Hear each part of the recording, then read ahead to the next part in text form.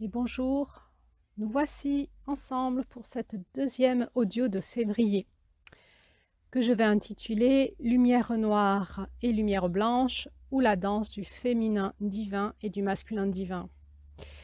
Alors, si vous avez écouté le premier audio de février, je vous ai parlé des différentes couches qu'il existait, la couche vibratoire qui va se transformer en couche énergétique et qui va se transformer à la couche de la matière. Ici, de parler de lumière noire et lumière blanche, on est plutôt sur la couche vibratoire. On est sur des espaces vibratoires d'information quantique. Et il me paraissait important de vous transmettre quelques notions avant de passer au conte de février. Parce que vous allez voir que le conte de février, que va nous lire Julie prochainement, il est un peu complexe. C'est peut-être un des plus complexes avec le 13e conte de cette roue de médecine des 13 mères originelles, de cette roue des 13 lunes. Et voilà, je me suis dit comment je vais faire pour introduire ce conte alors que les auditeurs sont tout seuls chez eux et que je ne pourrais pas répondre en direct à leurs questions. Alors voilà, j'ai été inspirée de vous faire cet audio. Donc je vais essayer de vous transmettre quelque chose dont il est difficile de parler puisque c'est vibratoire et ça a quand même quelque chose en lien avec l'énergie de la source, l'énergie du divin, l'énergie spirituelle de la vie. Alors pour cela, pour m'aider à vous transmettre aujourd'hui par cet audio cette dynamique de cette danse de ces deux rayons, originels, je me suis inspirée du livre de Framboise Close qui s'intitule Dieu aussi évolue et qui nous explique assez bien cette différence entre la fréquence blanche et la fréquence noire. Et dans cet audio, donc, je vais quand même largement m'inspirer de son livre et il y aura quand même pas mal de passages que je vais citer de ce livre dans ce que je vais vous dire tout de suite. Alors, la lumière noire, qu'est-ce que c'est que la lumière noire?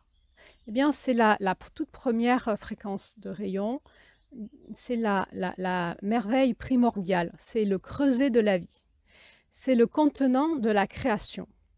C'est un petit peu comme l'inspire, vous voyez? Quand vous inspirez, c'est comme si vous reveniez à la source, c'est le retour à la source. C'est l'accueil absolu, le retour de la matière et de l'information à l'unité. C'est l'inspire, hein, c'est le retour. Le retour au creuset qui est le trou noir. Le trou noir, le néant, le vide. Ce trou noir qui aspire ce qui n'a plus de raison d'être. En cela, on pourrait parler que c'est le retour à la mort. C'est le retour de la conscience à ses origines. C'est l'espace de l'immobilité et du silence. C'est un petit peu comme si la conscience pouvait contempler son œuvre et goûter la réalité de ce qu'elle est vraiment. Il n'y a comme aucune volonté qui ne s'exprime dans cet espace. Et vraiment, c'est l'espace de l'amour compassionnel où, en fait, dans cet espace du non-volonté, du non-vouloir, de l'écoute et du silence, de la contemplation, l'amour et la compassion y sont infinis. C'est l'espace de l'éternité, de notre essence divine. Mais c'est aussi l'espace de la mortalité de notre âme et de notre personnalité. Quand on revient dans les fréquences de la lumière noire, on revient dans quelque chose qui est en nous, dans l'accueil absolu, du non-vouloir, du non-faire, qui est l'espace du silence d'éternité, du repos, du néant, du vide, du noir. Et il y a comme une dissolution de toutes nos mémoires et de tout notre personnage, notre ego, notre volonté.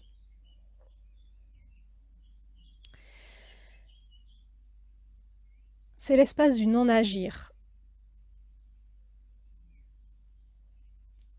Quand cette lumière noire, elle se densifie, elle va créer la matière noire. C'est la matière primordiale. C'est la matière où le non créé se fait densité. C'est là où la naissance du multiple va avoir lieu. De cette matière va jaillir les étoiles, les constellations, pour constituer les mondes de notre univers et donc aussi de notre Terre.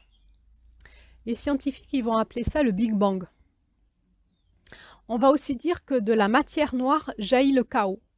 Donc, la lumière noire crée la matière noire qui crée le chaos. Donc, dans la lumière noire, il y a aussi quelque chose qui, du silence, du non-agir, du non-vouloir, va jaillir le chaos. C'est de la matière noire que jaillit le premier élément de vie.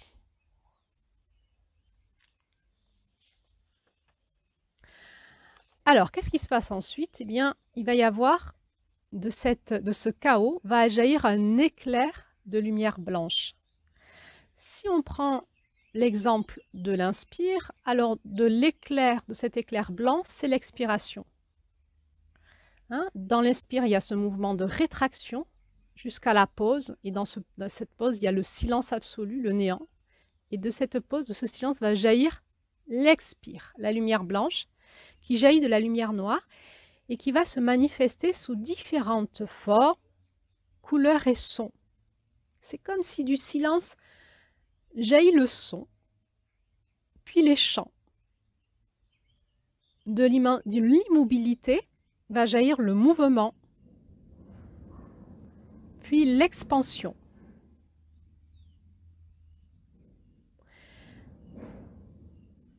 De l'éclair blanc va jaillir les différentes lumières de couleurs, puis les couleurs. On peut dire que du noir jaillit l'éclair blanc et la lumière blanche qui révélera des fréquences de couleurs chatoyantes dans toutes les directions. Il va y avoir donc ces différentes lumières de couleurs, puis les couleurs. On peut dire que du 1 jaillit le multiple. De l'unité jaillit le différencié. C'est le masculin primordial, comme la lumière noire et le féminin primordial, que moi je vais appeler le féminin divin. La lumière blanche, c'est le masculin primordial, c'est moi ce que je vais appeler le masculin divin. C'est la fréquence de l'action, du rayonnement, de l'exploration de tous les possibles.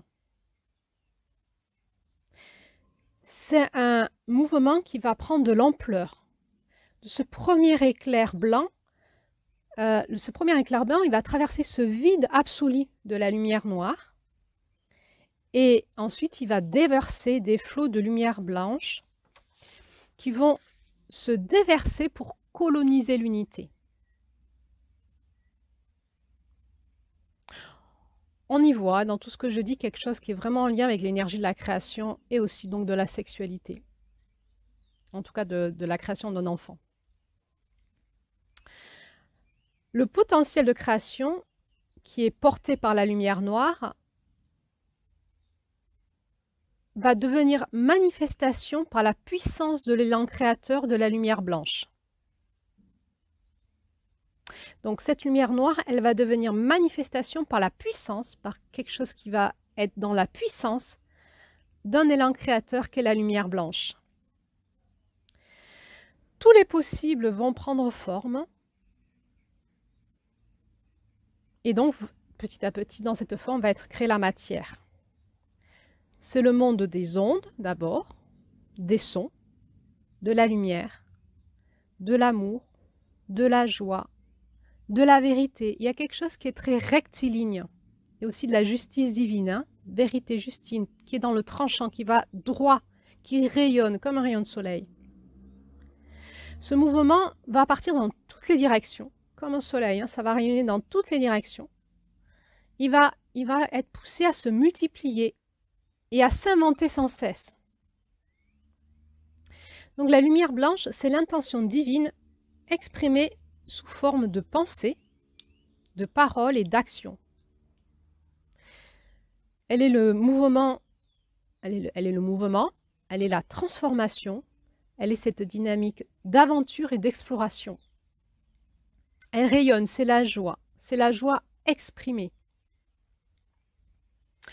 Alors, il va y avoir comme ça un mouvement, lumière noire, rétraction, lumière blanche, expansion, lumière noire, rétraction dans l'unité, le non créé, le non manifesté, le non vouloir, le non action, le silence, l'écoute, la contemplation.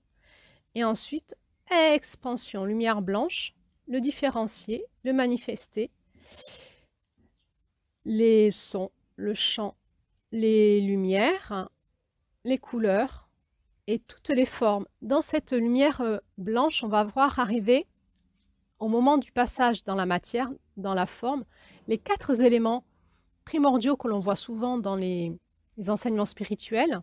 4 éléments qui sont le feu, l'air, l'eau et la terre. Et pour que ces 4 éléments prennent et créent la matière, il faut ce 5e élément qui est issu de la lumière noire, que certains vont appeler l'éther, d'autres vont l'appeler le grand mystère, l'Esprit Saint. Donc, il va y avoir comme ça un mouvement entre lumière noire et lumière blanche. C'est comme le mouvement de l'inspire et de l'expire. Quand la lumière blanche a atteint son apogée, l'apogée de sa prolifération, elle va se rétracter et toutes les différentes individuations du divin vont se rétracter. C'est-à-dire que les consciences, les sons, les lumières et toutes les informations sont aspirées et vont se désagréger au contact des fréquences de la lumière noire. Donc vraiment, la lumière noire, c'est quelque chose qui aspire et qui va tout désagréger. Tout ce qui est différencié va se désagréger pour revenir à l'unité, à la source.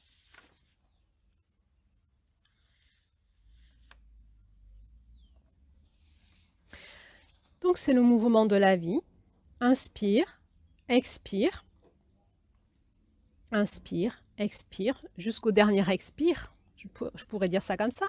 C'est les mouvements de la nuit, du jour, de la nuit, du jour, de la nuit, du jour, de la nuit, du jour. Le jour, on est dans la lumière blanche du soleil et la nuit, on est dans la lumière noire du cosmos. C'est aussi le mouvement des saisons. Printemps-été, automne-hiver, printemps-été, automne-hiver, printemps-été, automne-hiver. Et ces saisons-là et ces cycles de la Terre qui se répètent à l'infini. On peut aussi voir nos cycles mort, vie, mort, vie, mort, vie, nos cycles d'incarnation qui se répètent aussi à l'infini. Donc on va retrouver ce mouvement lumière noire, lumière blanche, masculin, féminin divin, masculin divin, dans notre roue, dans la roue qu'on explore, la roue des 13 lunes de la Terre. Et entre autres, on va pouvoir voir en fait ce mouvement par un axe. On va pouvoir séparer notre roue dans un axe de rotation de la roue, lumière noire, lumière blanche. C'est l'axe du féminin divin et du masculin divin, du féminin et du masculin. Cet axe, le féminin divin, on a vu que c'était en janvier, il va se transformer en masculin divin en février. Et dans l'incarnation dans la matière, on va retrouver ce masculin divin qui va se déployer de février, mars, avril, mai, juin, juillet. Et le mois de juillet, dans la roue des 13 lunes, ça va être le mois de l'apogée du masculin divin. Et ensuite, à partir d'août, on va basculer dans le premier mois de l'aspect du féminin. Et donc, il va y avoir toute la dynamique du féminin dans la roue des 13 lunes qui va se déployer d'août, septembre, octobre, novembre, décembre. Janvier étant son apogée, l'apogée qui sera le féminin divin. Voilà, donc nous allons explorer ça tout le long de l'année et à chaque compte, on va essayer de comprendre chaque mois de l'année quelles sont les caractéristiques du masculin et du féminin dans cette danse de lumière blanche, lumière noire que nous propose cet enseignement chamanique du féminin divin en lien avec la rotation de la Terre autour du Soleil et avec la Lune. Alors, Je vais finir cet audio par vous présenter un petit peu parce que moi j'aime bien explorer tout ce qui est la dynamique, hein. Donc il y a la dynamique de la vie, de ce qui est vivifiant, de ce qui est fluide. Et puis on va appeler ça la dynamique certaines fois on dit que c'est la dynamique de la lumière, et puis il y a l'ombre. Alors il est dangereux d'utiliser des termes un peu semblables qui ne veulent pas dire du tout la même chose. Mais c'est-à-dire que quand la lumière se diffuse, ça donne de la lumière, et puis il peut y avoir à des moments des points de conscience qui vont bloquer le processus. Il va y avoir comme une résistance au cycle divin. Et là, en fait, on va parler d'un point qui fait une ombre, hein. Soit ça, on peut dire que c'est une inversion de polarité dans le monde de l'énergie et qui va créer l'inverse de ce qui était voulu au départ dans la naissance du mouvement. Soit il va y avoir un figement et du coup quelque chose qui ne va pas se déployer. On va appeler ça, nous, les blessures du masculin ou du féminin. Alors là, je vais finir cet audio en vous présentant les blessures de la lumière noire et de la lumière blanche, c'est-à-dire ces points de conscience, ces points particuliers où à un moment, il va y avoir une résistance à ce cycle et qui va manifester dans la matière des choses qui vont nous renseigner qu'on a une résistance au mouvement du cycle divin dans la matière. Donc, je vous rappelle, la lumière noire, c'est le retour à l'unité, au non créé, au silence, à l'immobilité. Elle est le réceptacle de ce qui a été dissous par la mort, et elle est le creuset de ce qui naîtra pour donner une nouvelle forme au divin. Hein, c'est vraiment le réceptacle de tout ce qui n'a plus lieu d'être, mais c'est aussi le creuset, la matrice de ce qui va devenir, de ce qui va advenir. Alors, quand on est en résistance à ce mouvement de lumière noire, on va trouver du coup une identification très puissante à l'aspect éternel, indéfini et infini des choses. Il va y avoir une très grande identification au point d'immobilité jusqu'à se perdre en lui. Ça va amener l'être humain à se perdre en l'autre et à vivre notamment un état d'accueil déséquilibré. L'individu ne peut pas se poser le cadre qui lui correspond, qui va lui permettre de se respecter dans une relation avec autrui. Il va mettre son individualité de jusqu'à ne plus avoir conscience de sa singularité. C'est ces personnes qui sont beaucoup dans des énergies fusionnelles, qui ne veulent pas se différencier, qui veulent être comme tout le monde, ou qui voient les choses comme si on était tous tout le temps unis. Tous les mêmes. C'est l'absence de capacité à se différencier et finalement, la personne qui vit ça, elle va avoir une incapacité d'individuation, ce qu'on va dire, c'est-à-dire de reconnaître qu'elle est elle-même une individuation de la source et que l'autre, en tant que tel, est un autre. Il est aussi une individuation de la source et que nous sommes donc différents. Lorsqu'une conscience va se cristalliser dans l'énergie de la lumière noire, elle va être coupée de sa capacité à créer. Et elle va rester dans l'inaction. Et elle va se perdre dans une contemplation sans fin. Vous savez, c'est ces gens qui procrastinent ou qui passent des journées à contempler, mais qui ne vont pas créer dans la vie. Cette personne va s'identifier au tout, sans avoir conscience de sa fréquence unique, et donc ne va pas passer en action dans le monde, ne va pas prendre sa place dans le monde, et ne va pas créer dans le monde à partir de sa fréquence unique. Sa quête d'identité va être vaine, parce qu'elle va en fait sembler se dissoudre dans le non créé. Hein, c'est des personnes qui ont besoin d'être dans le groupe pour exister. Ils se fondent dans la masse, mais ils ont une difficulté à ressentir leur unité propre et à pouvoir se manifester et parler de cet espace-là. On va retrouver ça aussi dans les couples, hein, les personnes qui sont dans des couples fusionnels ont l'impression que l'un et l'autre sont fusionnés et ne sont plus qu'un. Et on va avoir du mal à trouver dans le couple une différenciation des deux individus qui va créer finalement un dysfonctionnement dans le couple. Parce qu'en fait, la création qui doit naître d'un couple, de la différence de polarité du couple, perd de sa richesse, il va y avoir comme un étouffement. On va retrouver ça aussi dans certaines amitiés, on parle de relation en parasitisme, hein, que l'un n'existe pas sans l'autre et que l'identité en tant que telle n'arrive pas à se trouver. Ça va générer beaucoup de souffrance, beaucoup de peur et d'angoisse. Alors, quelles vont être les blessures de la lumière blanche? Donc ça, c'est les blessures plutôt du masculin. Eh bien, il va y avoir cette résistance à l'élan de création, hein, le fait de se mettre en route et de créer. C'est comme s'il y avait une rétention de l'inspiration. On n'arrive pas à expirer. On va craindre la nouveauté. Ce sont des personnes sur Terre qui œuvrent beaucoup en appui sur l'énergie de leur mental. Ce sont des individus qui vont s'appuyer sur le passé et qui vont chercher à maintenir ce qu'ils connaissent. Il n'y a pas de renouveau. Il n'y a pas cet espace de mort pour renaître, de cycle. Il y a quelque chose de toujours linéaire qui ne part pas dans quelque chose de cyclique et de binaire, on va le voir, et le mental est très binaire et linéaire, et donc les personnes vont s'identifier à l'énergie de leur mental en oubliant qu'ils ont un corps, une âme et un esprit, et qu'ils sont dans un écosystème, et que tout est tout le temps mouvement, tout est tout le temps mort et renaissance. Alors, ils vont s'appuyer sur ce qu'ils connaissent comme étant une vérité absolue. Ça va être des personnes qui vont être assez contrôlantes. Il va y avoir une forme de contrôle des choses parce qu'il ne faut pas les perdre, il ne faut pas que ça meure. Ils vont s'appuyer sur leurs connaissances comme étant des vérités absolues. Donc, il va y avoir des constructions rigides, constructions de personnalités rigides, des personnes qui vont élaborer des théories, des protocoles, et qui vont les défendre. Ils vont les défendre, ça ne doit jamais bouger, c'est tout le temps ça. Hein. Ça ne pourra jamais, leurs théories, leurs protocoles ne pourront jamais mourir et renaître. C'est une vérité absolue. Il va y avoir, c'est l'espace des dogmes, hein, du dogmatisme. Et ces espaces-là ne permettent pas à l'individu de nourrir en fait son processus créatif, hein, puisqu'il ne faut pas bouger, il ne faut pas qu'il y ait de nouveau, il ne faut pas qu'il y ait de renouveau, il ne faut pas qu'il y ait de nouvelles idées.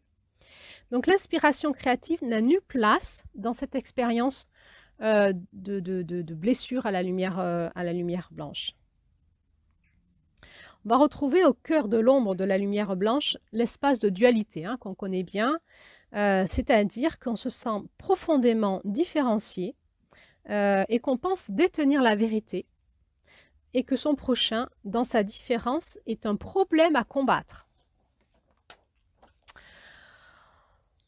Voilà, pour la dynamique lumière blanche, lumière noire et lumière noire, lumière blanche, leur dynamique de vie, d'expansion, de vibration, de cycle de vie et leur dynamique de contraction, de résistance et de figement à cette onde de forme de vie qui va créer finalement des distorsions dans la réalité. Donc on a vu hein, que c'est un mouvement de la vie. Lumière noire, lumière blanche, lumière noire, lumière blanche. Et ça, c'est à l'infini. C'est comme l'inspire et l'expire. C'est comme la nuit et les jours.